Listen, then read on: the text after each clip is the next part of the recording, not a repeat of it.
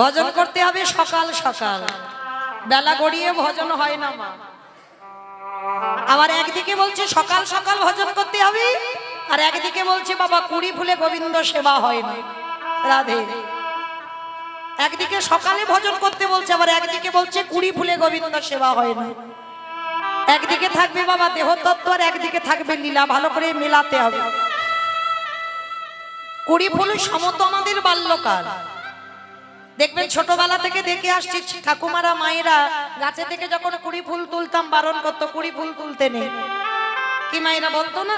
আর ওই কুড়ি ফুল তুলে যখন জলে রেখে ফুটিয়ে গোবিন্দ চরণে দেবে, ওটা গোবিন্দ সেবায় লাগে না। আর কুড়ি ফুল সম আমাদের বাল্যকাল।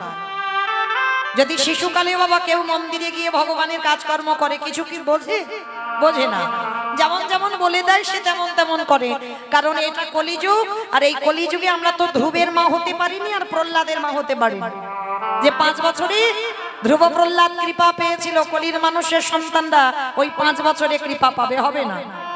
তাহলে কুড়ি ফুল গোবিন্দ সেবায় লাগে না, আর বাসি ফুল তো লাগবেই না। কি বাবা, বাসি ফুল গোবিন্দ সেবায় লাগে? যে ফুল গাছে ফুটেছিল আজকে ঝরে পড়ে গেছে মাটিতে, ও ফুল গোবিন্দ সেবায় লাগে না। বাসি ফুল সম দেহতত্ত্বে বার্ধক্য দশা, দন্ত পড়ে যাবে, কেশ পেকে যাবে, চামড়া গুলো আলাদা হয়ে যাবে।